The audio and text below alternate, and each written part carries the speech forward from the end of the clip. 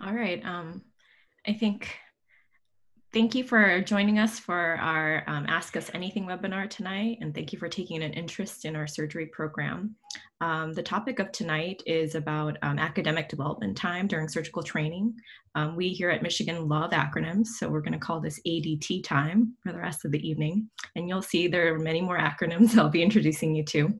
But we'll be highlighting the different research centers within the Department of Surgery and hopefully give you an idea of the resources that are available during research time here. So my name is Gloria. I am a fifth-year vascular surgery resident, and I'm currently in my second year of ADT. I'm also a CHOP fellow, and for those of you who don't know what that is, that'll become more obvious as we get through this webinar. I am joined by two other resident moderators, Brooke Bredbeck. She's a fifth-year general surgery resident. She's also in her second year in the lab. And I'm also joined by Nishant Kumar. He is a fourth-year plastic surgery resident. He's in his first year of research. I have other panelists here who represent the different research cores. And before I get to that part, I want to encourage everyone to utilize the chat function and the Q&A function. We're going to have all the panelists and the moderators keep an eye on it and try to answer questions in real time. We really like it if it's interactive. Okay, and so our first panelist is Dr. Jen Walji. She oversees CHOP, which stands for the Center for Healthcare Outcomes and Policy. She'll be giving you a brief overview of CHOP and the resources available to surgical residents.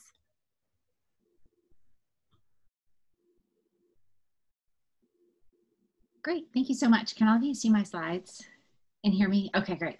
Well, I'm Jennifer Walji. I'm a plastic surgeon here at Michigan, and I have the privilege of being part of the Center for Healthcare Outcomes and Policy, which I'll share a little bit of information about this with you this evening, and then I'll make my information available. So I welcome any comments, feedback, questions. Would love to get to know all of you.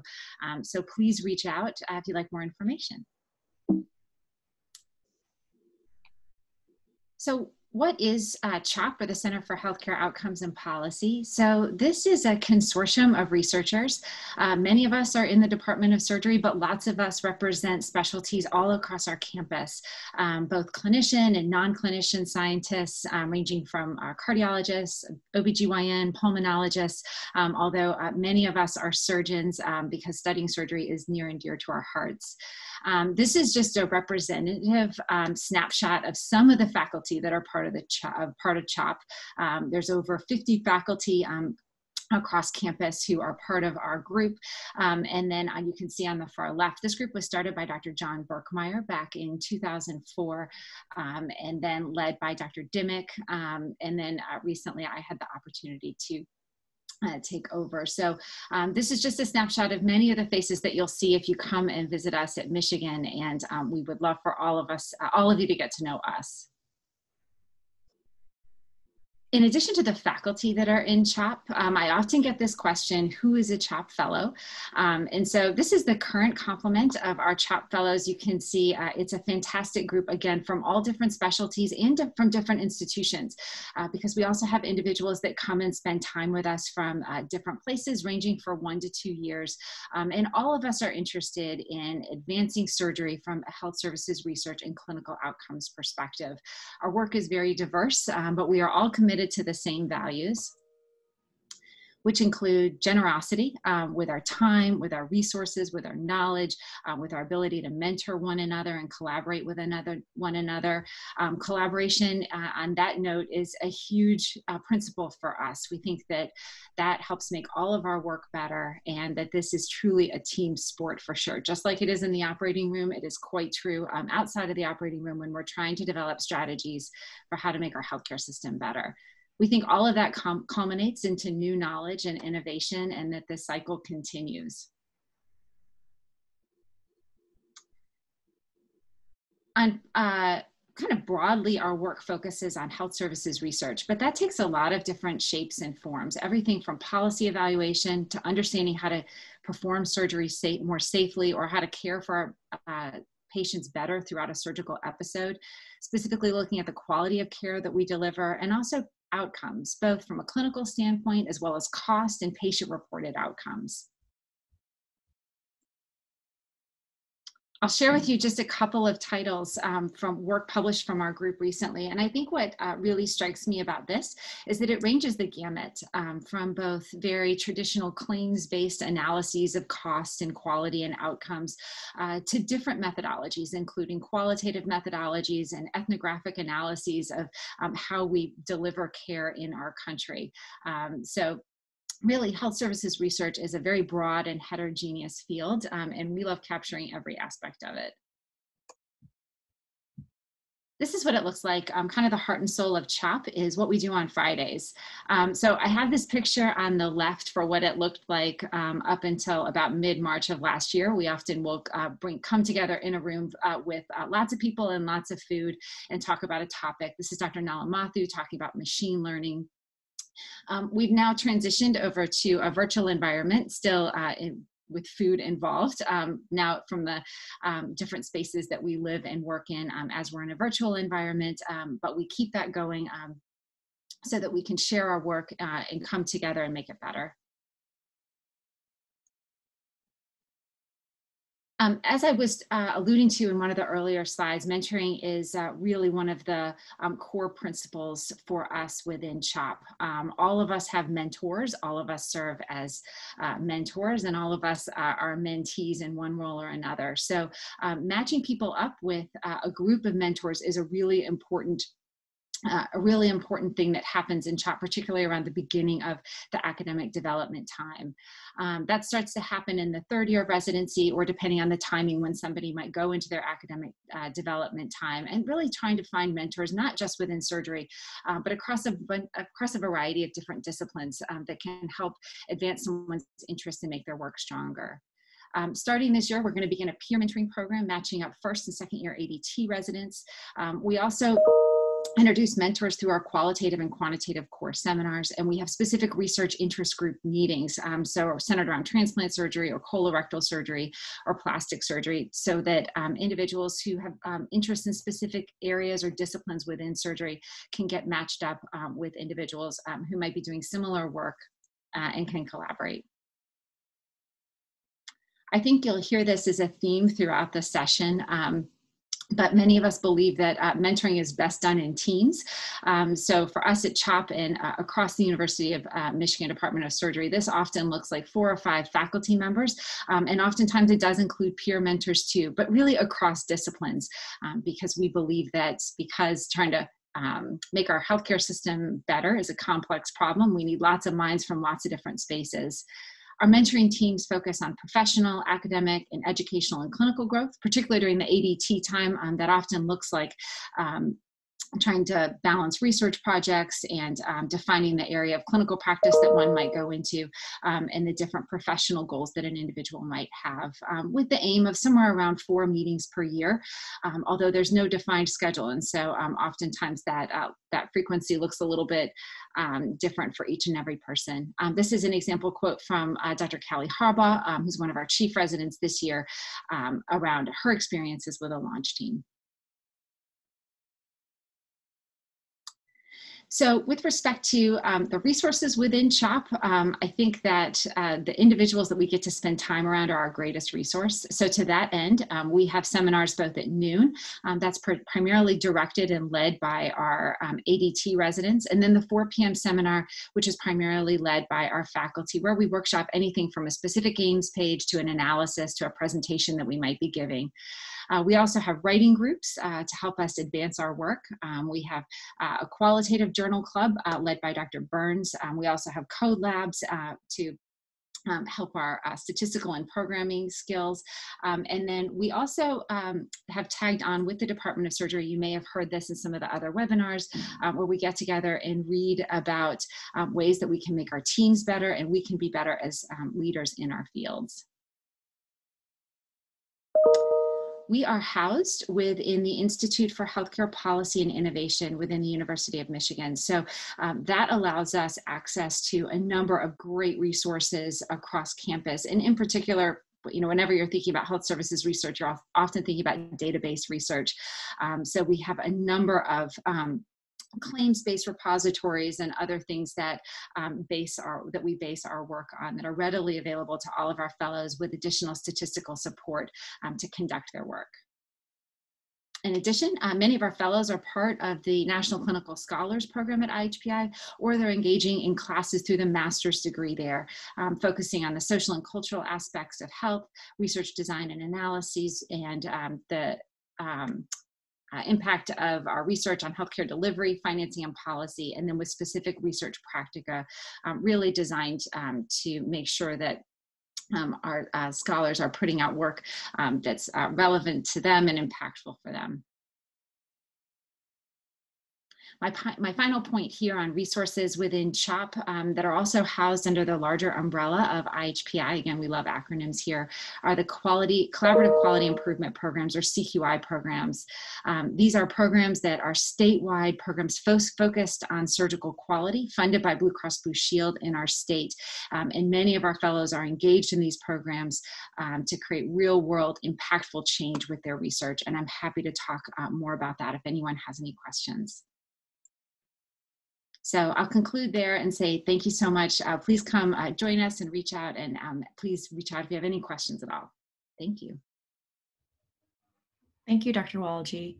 I was so excited about starting us off that I forgot to mention that we are going to have a Q&A session after all the panelists speak about the different research centers. We'll also have the resident moderators speak about their experiences and or answer any questions you might have for them. Thank you for sharing about all the resources available in CHOP. There are so many resources there. Our second panelist is Dr. Brian George. He is one of the acute care surgery attendings in our department, and he wears many hats, but he is also the director of the CSTAR, which stands for Center for Surgical Training and Research. Please tell us about CSTAR and the resources available for surgical trainees. Thank you very much. Appreciate the introduction. Thrilled you guys are here, that you're excited about Michigan, because I sure am too. So it's my privilege to follow CHOP and Jen's presentation about CHOP, because I'm always following CHOP and Jen, because as you probably know, CHOP is, in all seriousness, is very well established. It's an amazing model for mentorship and community and how to build really a huge research enterprise. CSTAR is newer than CHOP, but sorry, that's my dog howling in the background. It's not, no one's being tortured. Sorry, I may have to exit to close the door in a second. Sorry if that's true. So, I mean, the advantage of following Jen and CHOP is that we can just take all the great ideas that have been developed. And we're doing that over the last couple of years. We've been building this new community of education scholars. And there's really three main arms to that. And what motivates us is that education's awesome. So hold on one second. You can read that.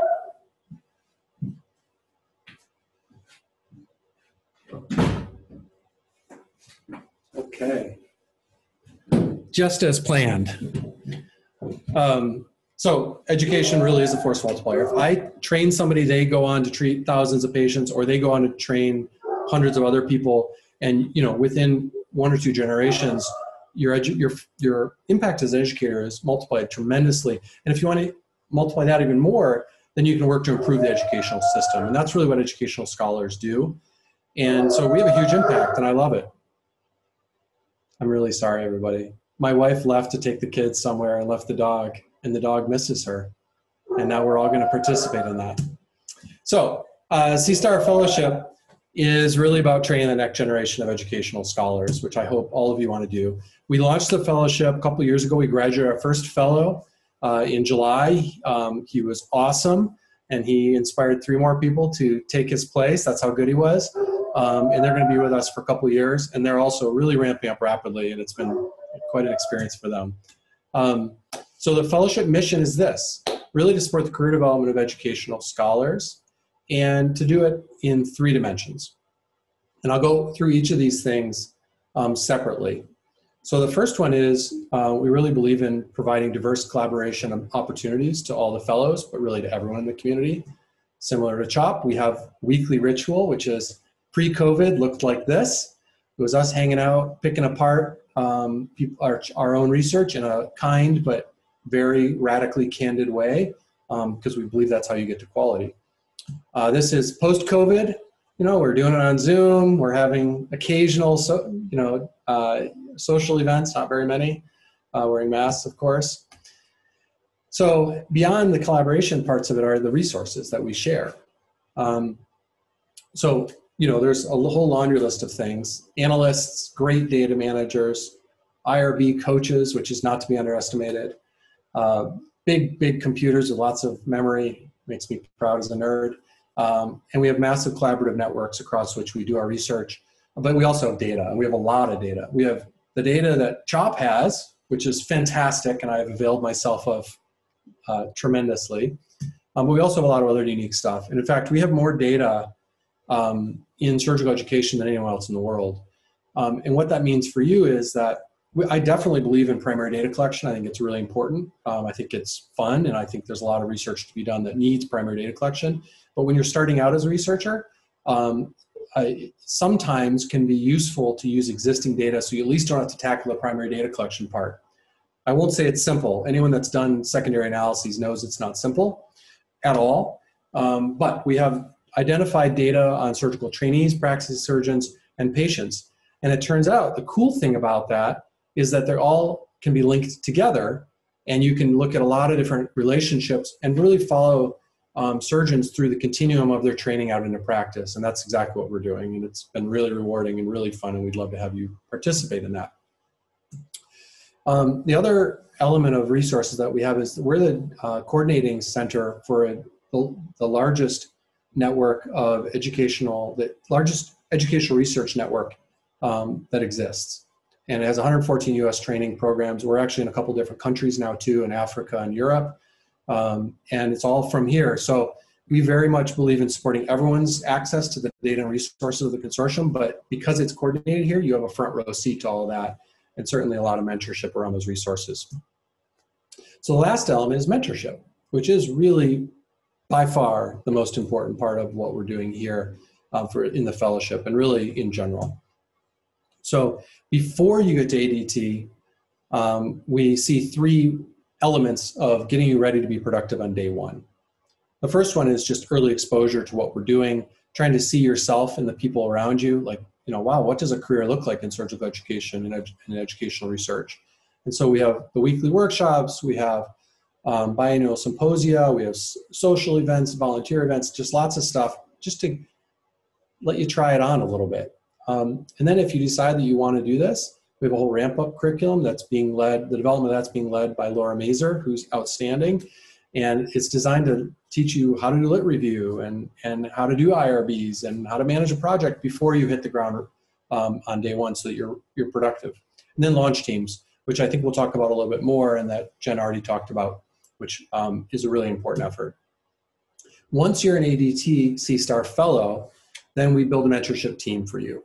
And those mentorship teams represent a diversity of interests, diversity of skills, and diversity of personalities, because it's definitely not a one-size-fit-all thing when you're doing research.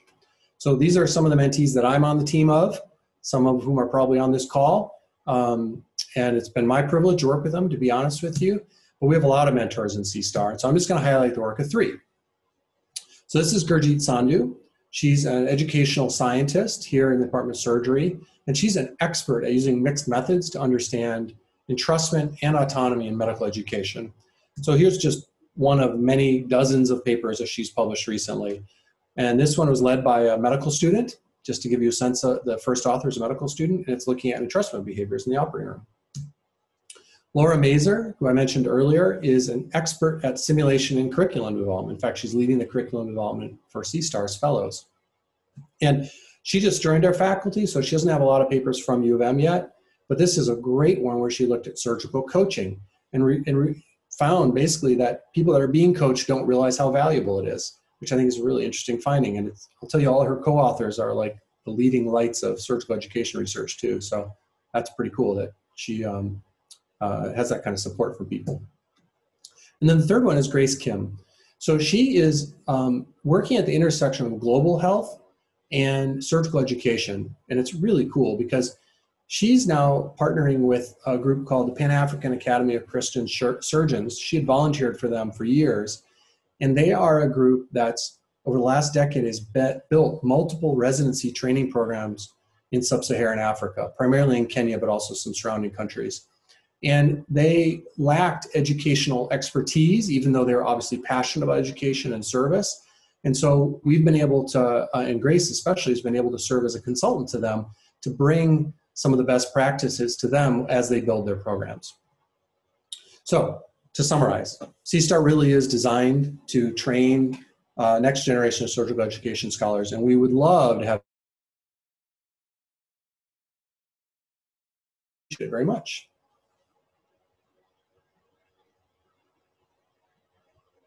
Thank you, Dr. George, for sharing about the resources available in surgical education research.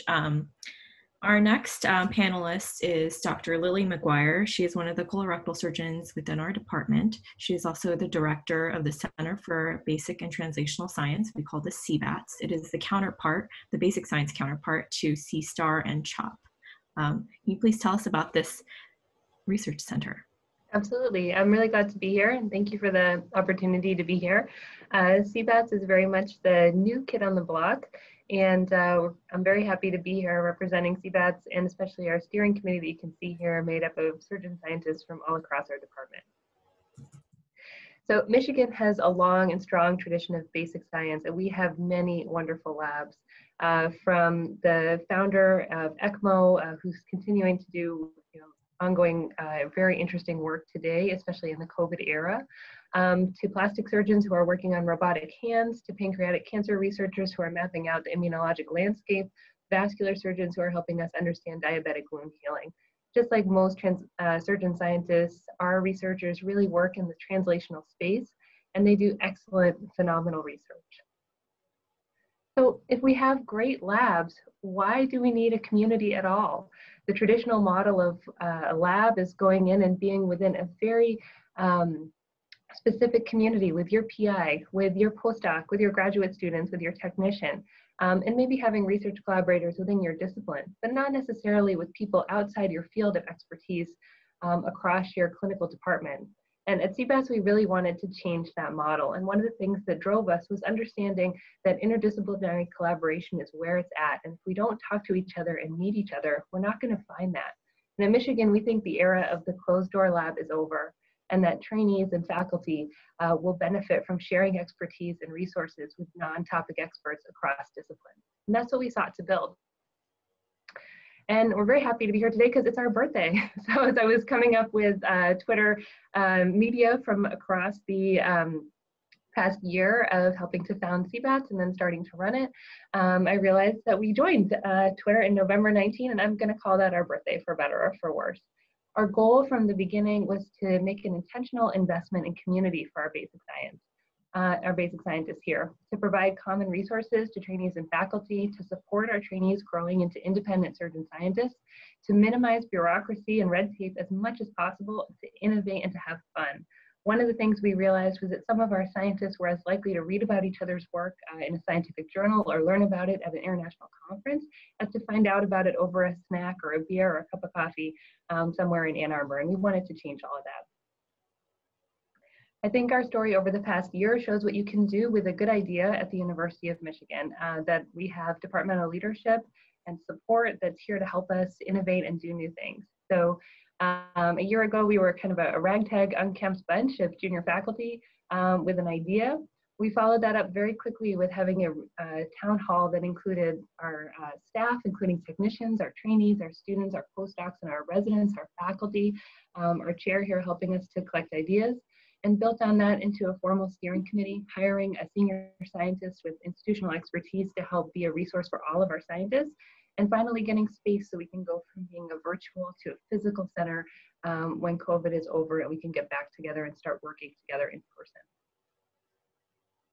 So building off of the success of CHOP and looking out to other institutions that have found great collaborative success in the basic sciences, we decided we needed to gather often, mix our disciplines, mix up our hierarchy, level the playing field between trainees, faculty, and staff, and work together to serve the greater community here in Michigan. So just like CHOP, on any given Friday, you can find people doing really interesting things. So up top in the pre-COVID era, you can see scientists from thoracic surgery, vascular surgery, plastic surgery gathered together reviewing a faculty R01 grant, which might as well be a trainee F32 grant or a junior faculty's KO8. On the bottom left, you can see us gathered together in the COVID era talking about mentorship. And what we try to do is not only have presentations that include our science work in progress, like here you can see an endoluminal lengthening device for children with short gut, but also include the fundamental supports we need to take these ideas and turn them into reality. So complementing a research presentation with the Office of Tech Transfer coming to talk to us about how you take ideas from an idea and a work in the lab into a real patent and a device that serves our patients. But we like to do more than get together and review grants. And we feel that community is more than just work. So in the pre-COVID era, we had some fun social events, getting people rubbing elbows across disciplines and hierarchies. We hosted a blood drive in the COVID era. We're hosting a food drive in the COVID era. And we're partnering with the Big Science Museum down in Detroit and the STEMinista program to help increase the representation of women in science to girls in the greater Detroit community. We really believe that we build community by serving community and helps us get out of our labs and interact with each other.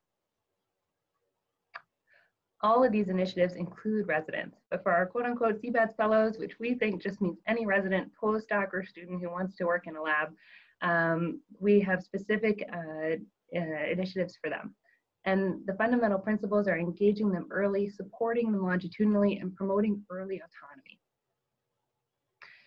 For early engagement, one of our goals is to make our faculty more accessible, and that's by bringing us together in these meetings, by hosting mentorship events, by creating centralized lists of lab meetings. For longitudinal mentorship, what we're also working on is creating launch teams that harness our basic science interested residents early, that pair clinical and research mentors together, that harness the power of a large research university to help our trainees achieve their potential. And we're creating centralized resources, including grant databases, equipment databases. Our senior scientist, Kathy Ignatowski, is the kind of person who knows everyone and everything at Michigan and helps to link our trainees to great resources. We've also created fellows courses that happen every 2 weeks and are for our residents, our students, and our postdocs, and really give our postdocs and our research investigators and our residents the opportunity to teach as well as learn from each other. We've had recent junior faculty at The Ohio State University come back and talk about junior investigator success, how they set up their labs, how they negotiated the academic job search.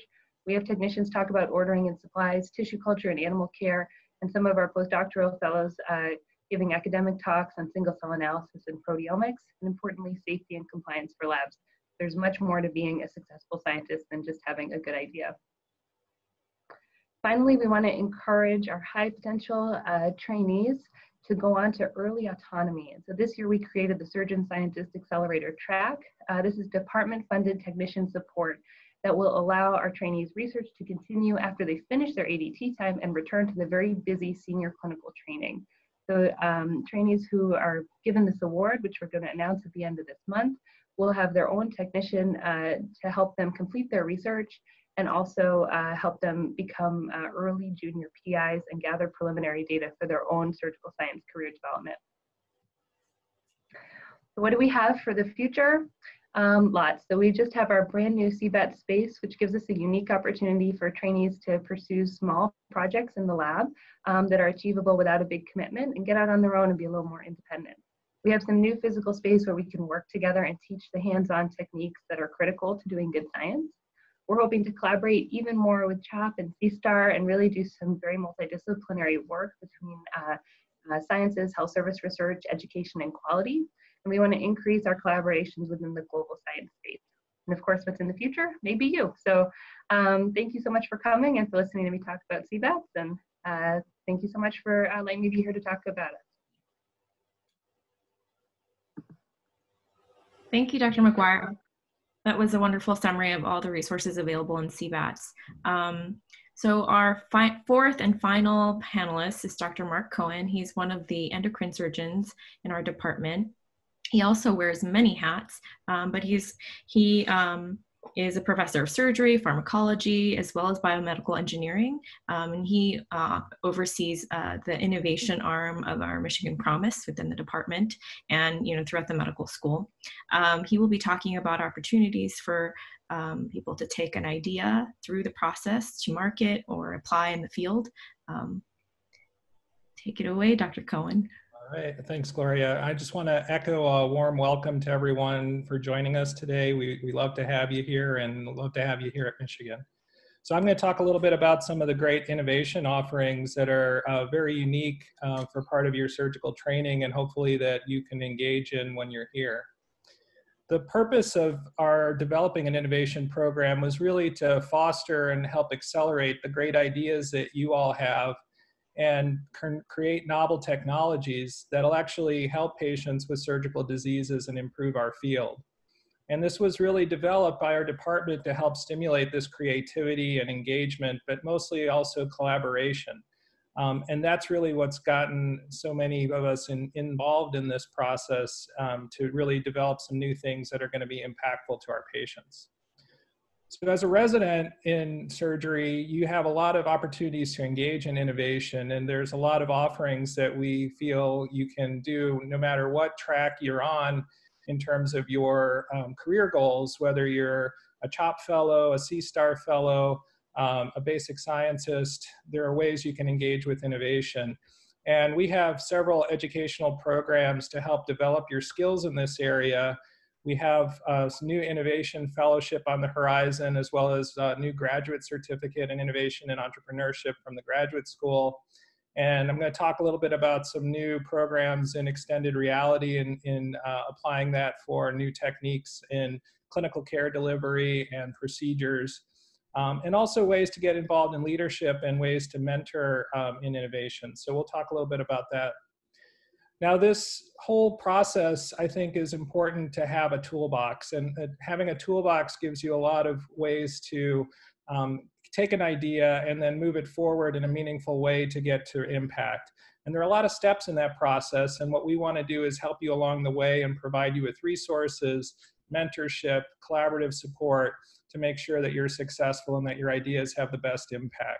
So we have courses and curriculum, some online, some now on Zoom, but that teach you about this process, everything from how to create value out of your idea, how to think about where it can be applied, how to get through regulatory and intellectual property issues, how to think about prototyping, and really how to present your idea to people that want to invest in it so that it has meaningful impact.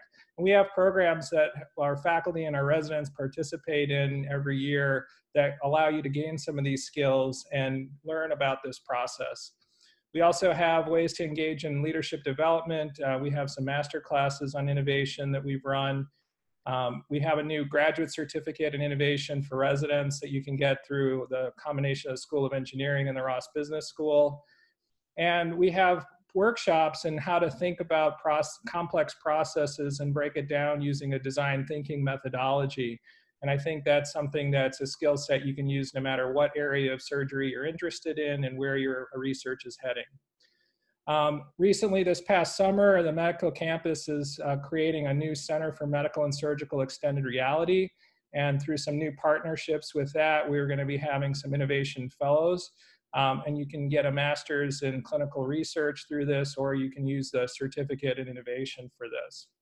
And then we have a regular cultural interaction monthly and now quarterly on Zoom, where we have people with great ideas coming to pitch them and gather support, build teams, multidisciplinary discussions with engineers and folks from the business school and folks from industry to really vet your ideas and get some great feedback. So it's a fun social event that we'll do regularly throughout the year. Our programs are really aligned toward helping you get from point A to point B with your new ideas, and we certainly want you to be successful. We've had many faculty and residents move through our programs, and the goal is to really gain these skill sets so that you can take your idea and move it into the clinic and into patient care where it really can have some impact. And we've had programs running for several years and have had many of our residents and faculty participate in those. And we've had many of our teams now have products that are now in patients and being trialed in the clinic. So I think that there's really an opportunity to really go from bench to bedside or from idea to clinical impact if you utilize some of these resources. Some new offerings we have are in extended reality and augmented reality. We're running a brand new pilot in telerounding using augmented reality, especially now with social distancing and the need for limited PPE and exposure risks. Now you can have your whole rounding experience with your whole team while one person's in the room wearing an augmented reality headset and be able to interact with a patient, look at images, have a discussion, all in that way. And we have several of our surgical faculty and residents leading this effort here on the Med campus. The goal of this is to really have a preparation tool in place for being able to do rounding and have a meaningful educational experience during the rounding, telerounding, that when you have to be forced to be virtual or can't have that exposure risk, that you can still have the benefit of being able to interact with the team and the patients in a more meaningful way. And we're actually having our first international grand rounds next month with just in the HoloLens using this technology between Michigan and the Imperial College of London. So that's kind of new things on the horizon that we're definitely going to be involved with. This has also generated some new partnerships that a few of our residents are going to be engaged with some of our industry leaders in augmented reality and virtual reality. And we're going to be developing the first comprehensive procedural training modules for clinicians, looking at things like central line placement, intubation, complex airway, laparoscopic surgery techniques, and team training. And this is a partnership with several important groups on campus, CSTAR, the Center for Simulation, and our Center for Innovation. And through these partnerships, we're going to also be having some opportunity to have innovation fellows who can participate in this and have the opportunity to get a deeper dive into this new experience and be part of this new process. Collaboration and partnerships are certainly a key to innovation, and we have a rich network of folks across our campus and our community, as well as industry partners, venture partners, and several of the other groups on campus, including our Coulter program and our Center for Entrepreneurship. And this is a great way as a resident to really get involved, get connected, and be able to have the opportunity to learn from some real experts who are right here locally, who can give you a lot of this advice and mentorship that can really help move your ideas forward. And I think mentorship is a key, as you've heard from several of the other center directors. This is something that we feel is very important. It's a way for you to grow and learn. And with innovation, we really feel that this is an area we can help too. And so for our residents and our innovation teams, we have an expert oversight committee that helps with a lot of the project development. There are clinician innovators, entrepreneurs, venture folks, industry leaders. We also have one-on-one coaching sessions to help you with our entrepreneurs and residents who are here in Michigan. And all of these will kind of give you the insight and expert advice, hopefully, to move your ideas forward. And then we have regulatory mentorship through a regulatory group that's been helping with a lot of our surgical teams. So together, this really provides a rich environment for you to gain some advice, experience, and a sounding board for your ideas to help really move them forward. So we hope that that creates impact. And so far, we've really been excited by how the folks in the department, our residents and our faculty have really engaged with this. We've had a lot of folks come through our programs and participate in a variety of our events. We've had new patents, some new startup companies, and even a couple of technologies now that are in the clinic being trialed. And now with these new innovation fellowships and this graduate certificate, there's more opportunities, I think, for residents to get engaged and take a deeper dive into this process. But at the end of the day, just having a department where the culture here is we promote collaboration and innovation, that's really what's priceless. And so we hope you can come here to Michigan and be a part of it. And we thank you for joining us for this evening. And there's my contact information if there are any questions, and I'm happy to answer more in the chat as well.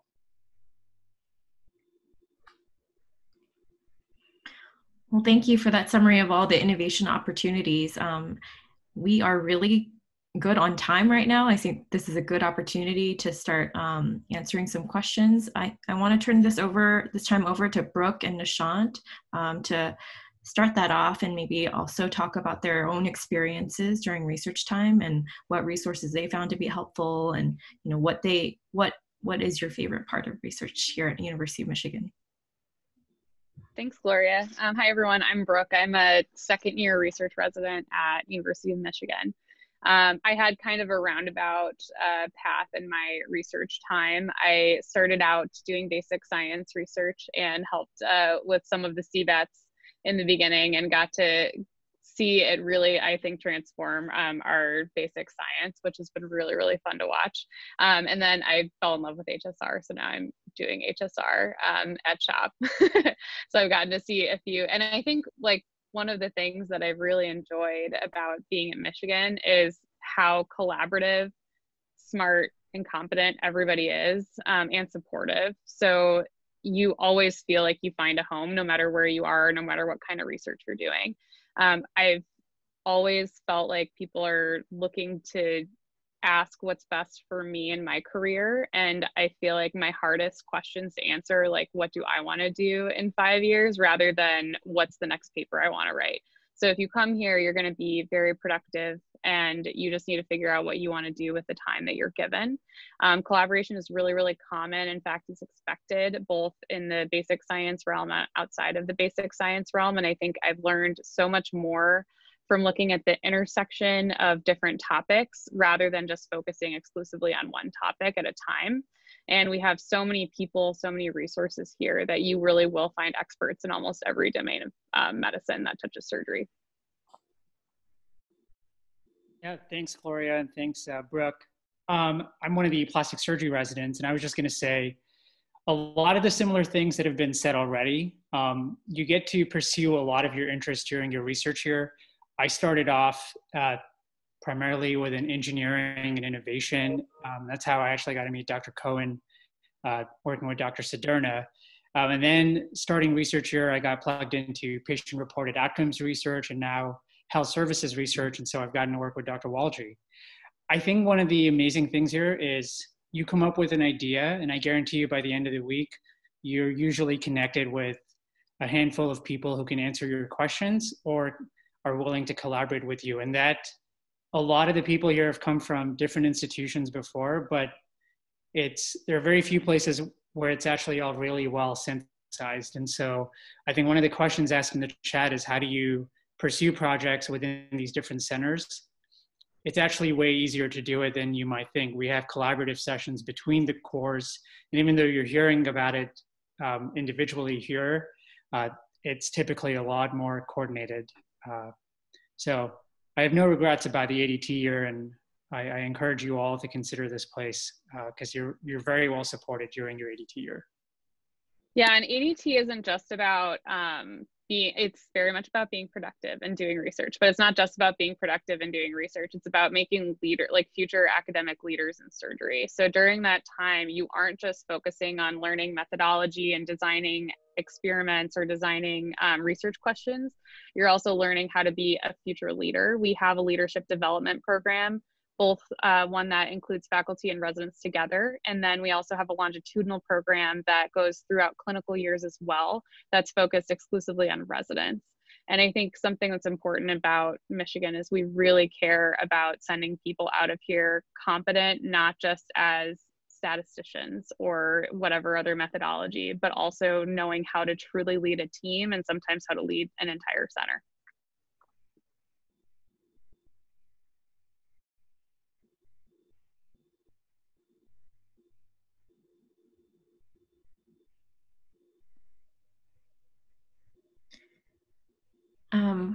I have seen really great questions. Thank you for posting all your questions, and also really great answers. Good job to the panelists for answering everything in real time. We have multiple people answering the same questions. I'm gonna just pick some questions that are on here to answer live. Shannon Gillespie says, thank you for this. Would health equity research fall within CHOP or another research center? What resources do you have to support health equity research? I think Dr. Waldry, would you like to take that on? Sure.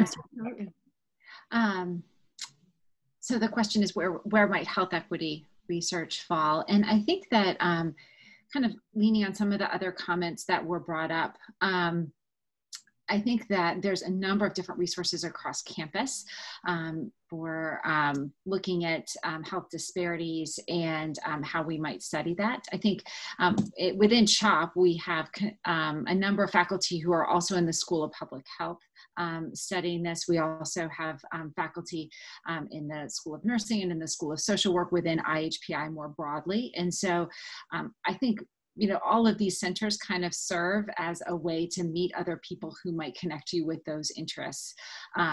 So I think while some of those interests might lie within CHOP, it's our job to make sure that we connect you with the experts that can help further that work. And so I guess that's, I would say, yes, some of it starts here, but I think that really spans all of our centers in terms of education, innovation, and translational science.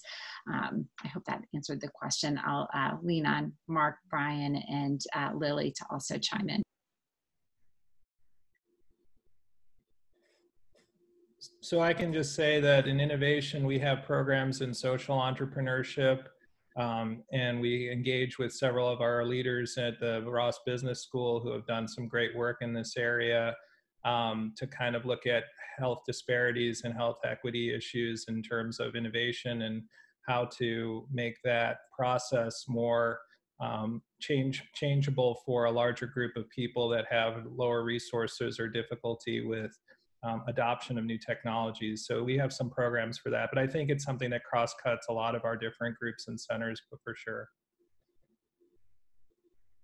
Thank you. There's another question that was marked by Dr. McGuire to be answered live. It was a question about clinical duties during ADT time. Do we have clinical duties during ADT time? Is that a question you'd like to answer, Dr. McGuire? I think some of it is me clicking the wrong button, but I think that I'm happy to answer it and jumped on it because we have this new program to support our basic science residents when they go back to clinical training. So I did also type an answer to that. I think that the other centers are also so well supported and have long trajectories of excellent mentorship so that I see many residents able to successfully carry on their research agendas from CHOP or from CSTAR when they go back to their clinical training. I think that sometimes underlying those questions is a concern about, will I be a crummy surgeon after 2 years in academic time? And I would say, just categorically, the answer to that is no. I think all of our residents grow as doctors, get them just time to breathe and consolidate their knowledge. I think they all come back as better clinicians and better doctors, better leaders, better mentors to the medical students, have just a greater depth of understanding about what they want to do with their surgical training, which is helpful. And I think that you kick the dust off the technical skills within the first 4 weeks back from lab. It just comes back really quickly.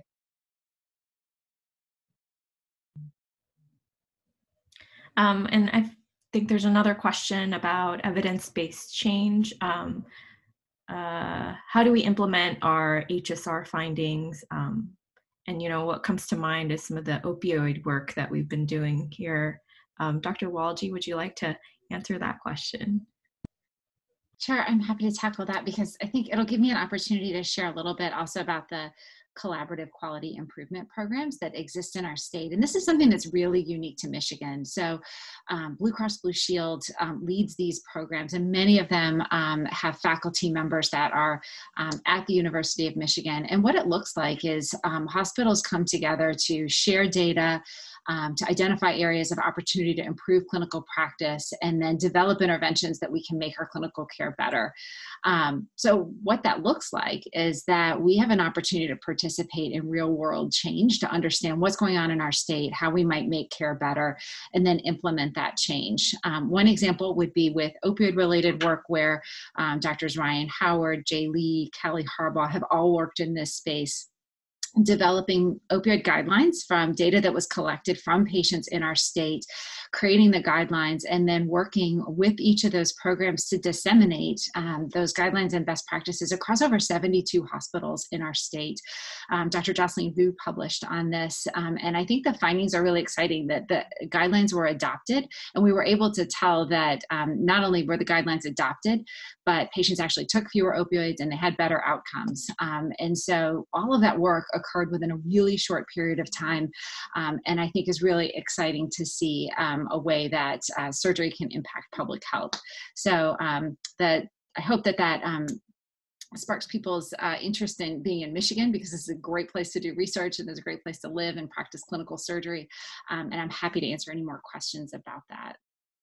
And for people that are interested in kind of the advocacy realm or working with insurers, Dr. Inglesby definitely has the ear of Blue Cross Blue Shield. And for residents that are interested in doing that work, he will like have them call in on meetings with the insurance company when they're talking about policy decisions. So if you're interested, like you can actually be in the room where it happens, which is really cool. One of the things that's been great from that, that's been great about being here, and I think this speaks to the translation, is being able to have so many different really specialists within research there to help. So my own research is relatively translational and basic, but when we're thinking about developing a new biomarker for a disease and incorporating it into current decision making, I've been able to have one of our surgical residents get on board doing qualitative studies with one of the sociologists through CHOP, so that she can investigate how a new basic science biomarker could be used in a real world context. And that just really unites, science and qualitative analysis and decision making, as well as, hopefully some implementation work, which is, I think, a really unique feature within one department of surgery.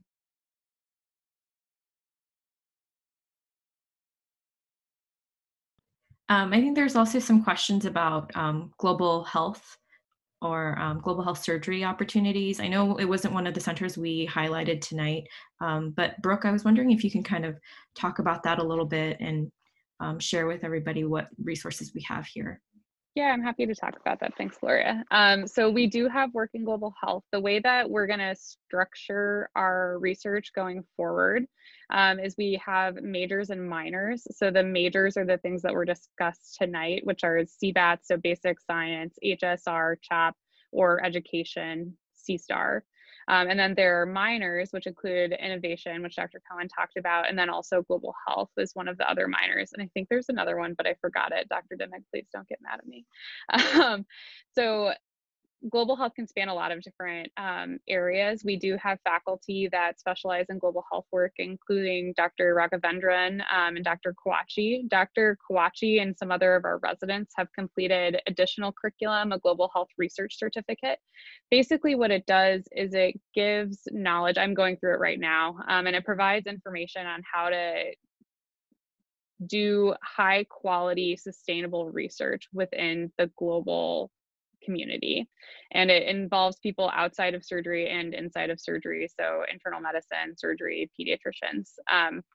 And it's a toolbox. So if you use that toolbox and add to it the knowledge that you have with things like HSR, then hopefully you can combine those and find good projects to do. Dr. Kawachi specifically is working in Ghana.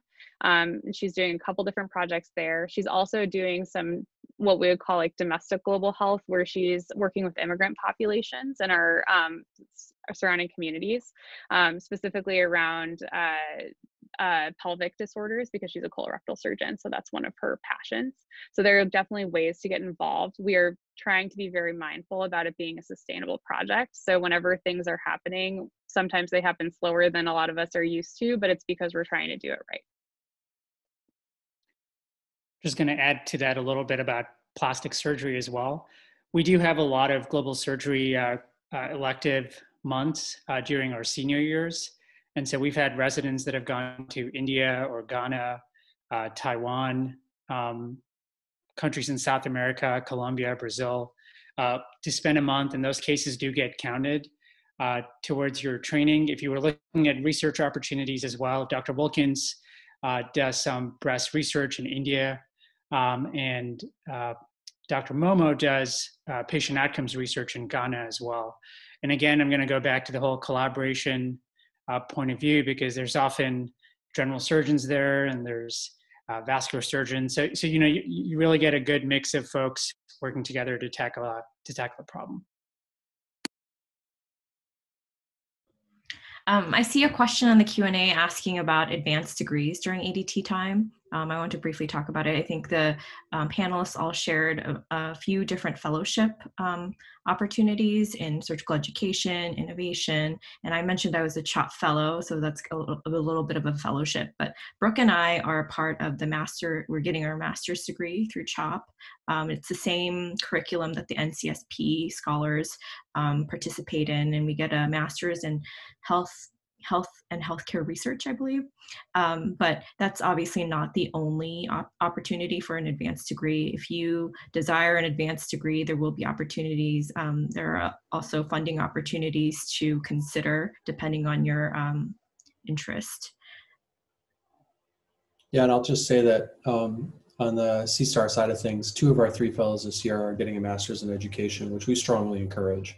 So I think it's more of the norm than the exception, because it provides a really structured curriculum. I mean, across the centers, it's not just C-STARS, but like having a master's degree, a graduate degree, provides a structured curriculum for you to really go deep and develop some real expertise, which I think is a distinguishing feature later in your career when you're trying to be an independent investigator.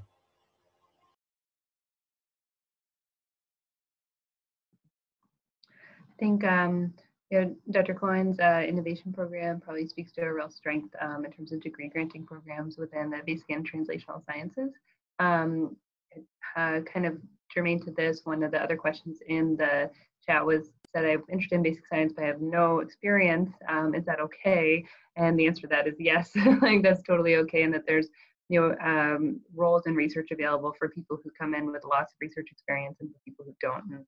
And what I said is we provide the initiative, we'll provide the mentorship. I think degree granting programs in the basic sciences are harder and require a little bit of creativity, but not out of the realm of the possible.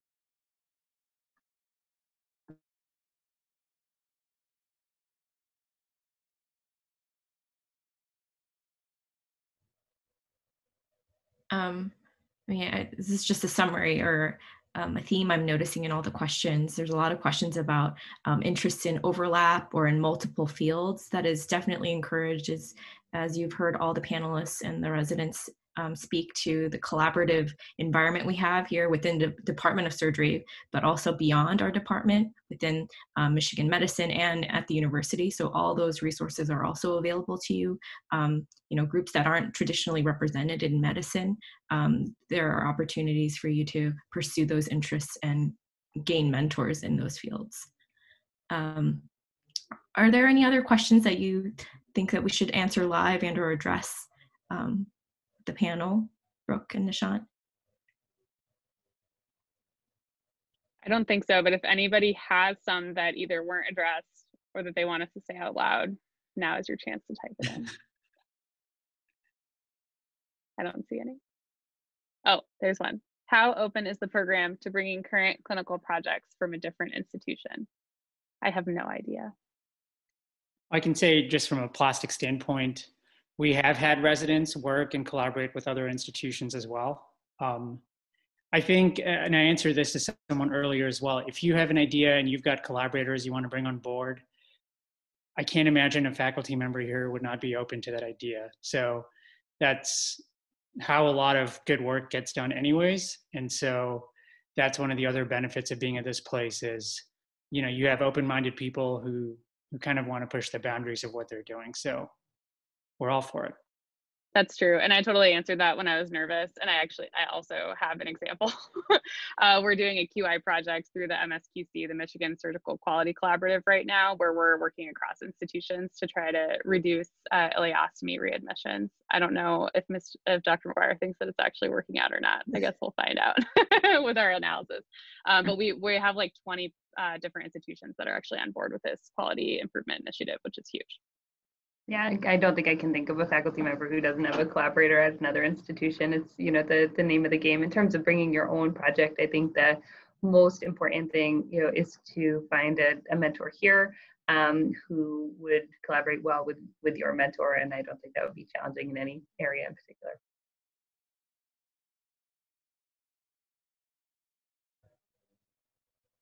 All right, I think that we can conclude the Q&A session for tonight. Nishant?